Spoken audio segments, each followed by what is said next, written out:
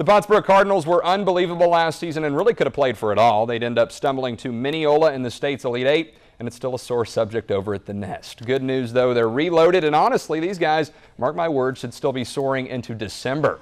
A road start for the four-peat district champs. They'd head out to Aubrey tonight, and check out these helmets, by the way. Here come the Birds looking like a red Oregon. Zane Pritchett, the now senior quarterback, hits his man Miles Mitchison. Mitchison breaks the tackle, finds the end zone, and the Pottsboro Cardinals are on the board for the first time this season, and more this time from their defense. Shout out to defensive coordinator Steve Foster on the job he does over there in Pottsboro. His scheme gets the Cards the ball right back here, and that would set them up nicely for another one of their many scores. And it's Pritchett, the former Built Ford Tough Player of the Week, going to the air. Nate Watson coming down with the ball. Pottsboro with a huge shutout win tonight, 45-0. Great win, Cards. Already here, I don't know, that's kind of an overstatement. We've been waiting a couple days for these playoffs. I know that these two guys have been. These are two of White Ride super fans. We have Dub Man and, what are you, Baller Man? Baller Guy. These guys have been getting after it all season long. You guys had a snow day yesterday. How much rather would you have been here at Royce City cheering these guys on? Now sports with Chase Shannon. 2 more days of regular season basketball in the NBA, and it'll all come down to game 82 for the Oklahoma City Thunder. A loss tomorrow ends a 5-year postseason streak. They'll do their best to avoid it. Odds are in their favor. They'll face off against a 65-loss Timberwolves team. There are outside factors, though. The New Orleans Pelicans would also have to lose Wednesday. That's likely as well. They'll take on the defending champion San Antonio Spurs. So Russell Westbrook, will you be rooting on San Antonio? I ain't got a root for nobody. So Russ, obviously not a Spurs fan, definitely not a Pelicans fan either. They get to host San Antonio tomorrow night, and believe it or not, New Orleans has beaten SA in 2 of their 3 meetings so far this year, and their only loss would come to the defending champs in an overtime game. Once again, what's at stake? OKC's playoff lives. New Orleans superstar Anthony Davis says the best thing his team can do to beat the Spurs and keep the Thunder out is to maintain their routine. Zach Johnson, your champion at the British Open in a 4-hole playoff. Jordan Spieth tied for 4th after missing a birdie putt.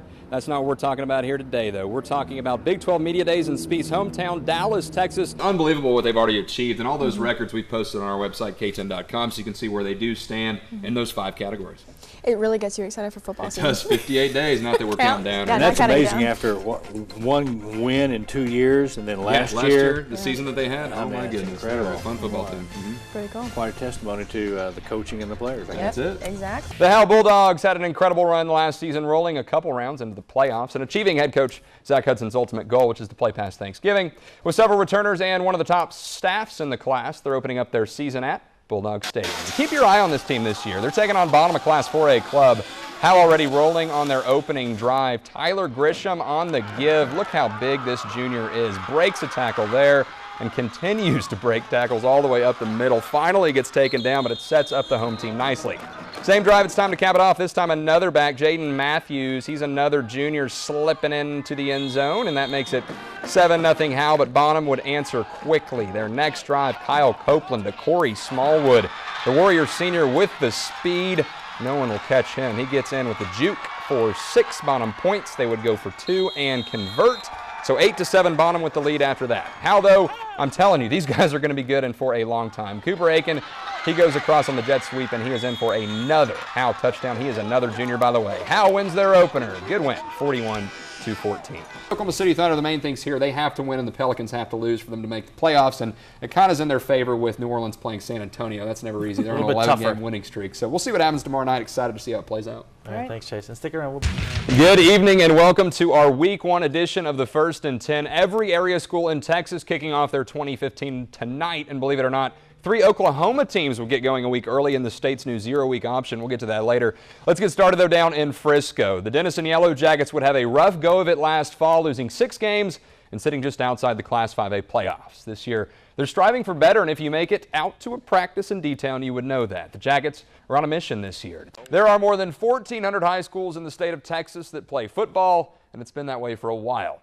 At any level in the Lone Star State, setting records is almost impossible, but that wouldn't stop a couple local juniors last fall from putting their school's name all over the Texas high school record book. All right, what a win for the Denison Yellow Jackets. Proud of those guys as they come back home next week to practice and get ready for their Week 2 matchup. Of course, some other big winners in Texas. I saw that Van Alstyne had a huge win on their opening night at home. That's big for that program. They won 7 games last year, yet we're on the outside looking in at the playoffs. And then you look at those Howe Bulldogs. A huge win over Bonham, who's a class bigger than them. Howe's going to be really good this year. They also had some key players injured in that game, so no telling what those guys are going to be capable of doing. Of course, Week 0 kicked off for the first time in Oklahoma, and we had 3 Oklahoma teams participating. That was the Davis Wolves, the Lone Grove Longhorns, and the Tishomingo Indians. Unfortunately, all 3 would lose, and that includes those Davis Wolves who previously had won 30 straight games. Unbelievable what that team had accomplished in that stretch, and of course this is a really hard matchup for them to open with. Tuttle's in Class 4A, Davis is in Class 2A, so they're playing a team 2 classes above and still playing very competitively, and you can see just how packed the stadium up there at Tuttle was tonight. Tuttle, of course, a great team, as I said, in Class 4A. Davis, the back-to-back state champions, in Class 2A. And those Wolves are going to do fine this season, don't you worry. They'll still contend for that three-peat, and I'm sure we'll see them playing deep into December. A great test for them.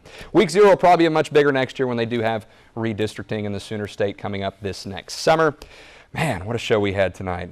We'll be right back here next week, same time, same place, highlighting all your action. Oklahoma getting back into the fold as they will have their official Week 1, and then we'll just count this thing all the way down into December where we'll hopefully have some state championships. Take a final look at our scoreboard. See you next week.